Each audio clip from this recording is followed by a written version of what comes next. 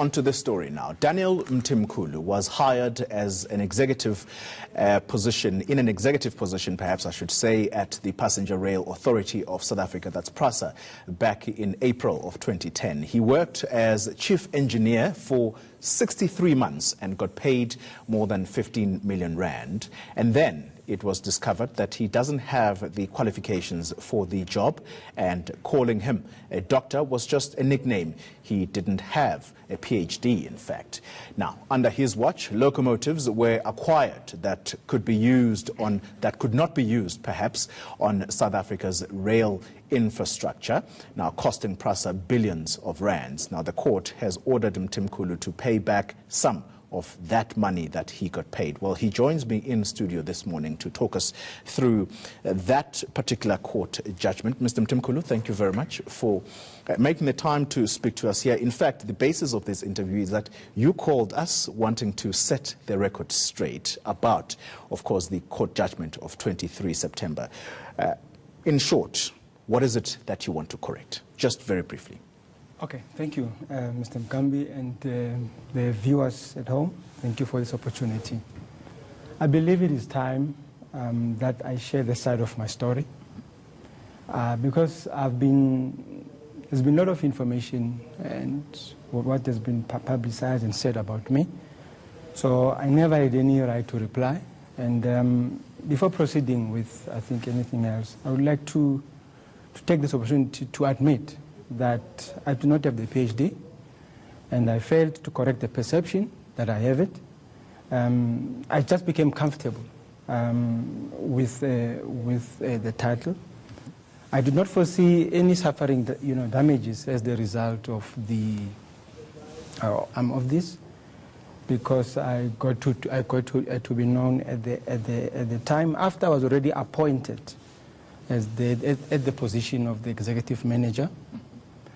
In 2010, beyond 2010, I never got any promotion as a result of this, so-called title.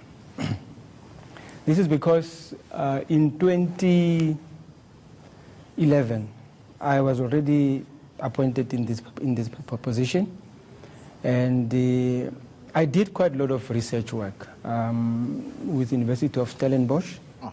And the other universities in Germany. So basically, I will just, share the bit of detail. All right. Mr. Mthimkhulu, let me tell you this. In the interest of time, I think let's just quickly touch on the key points here. Now, the first and foremost is your admission that you do not have a PhD. What's the highest qualification you have? I've got a diploma in engineering. You've got a diploma in. Where was that acquired? At VUT, Vaal University of Technology. But that has been disputed by the courts. Are you saying the courts are wrong? Well, basically, I'm saying it can be proven. I've got it. All right. Yeah. And then, in your view, what got you promoted then in April of 2010 to be head of engineering at Prasa?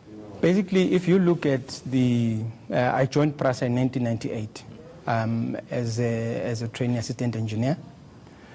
With all I never got to apply for any position in Prasa since then. So you had a promotion in 2010? Yeah. Simply because of your work experience? Because of the work experience. All right. And the competencies and the skills I actually possess.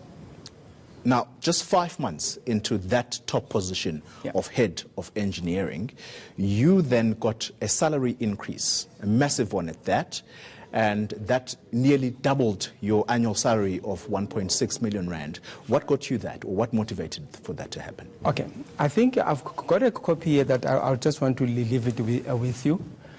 Basically, there is a company in Germany called the PTEC System. They gave me the offer. At that time, I was ready to leave the organization because I felt that I've done what I needed to do. So at that time, Prasa felt that they needed somebody who can be able to still proceed with, to fulfill certain key, projects. Let me speed this up, Mr. Mthimkhulu, Yeah. because we don't have time. Sure. That letter was said to be a fake letter in order to get you this salary bump. Yeah. Well, look, basically, if you go to the court state, basically, you'd see the Prasa's attorneys, worksmen, send an email to the very same company in Germany. The company confirmed. I can refer you. It's part of this. All right. This we'll have a look at those documents. Yeah. All right. So what is the letter saying basically? The letter is simply saying, yes, indeed, we did give an offer to Mr. Mthimkhulu. It was not sent by me. It was sent by Prasa's lawyers to the company directly in Germany. They confirmed.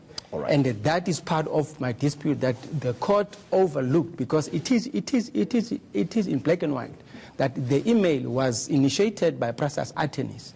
All right, Mr. Mthimkhulu, unfortunately we are out of time. Hopefully we'll get you back here to try and look through some of the detail that you are presenting us with here. But thank you very much for making the time to speak to us this morning. That was Daniel Mthimkhulu. He's the former head of engineers at Prasa.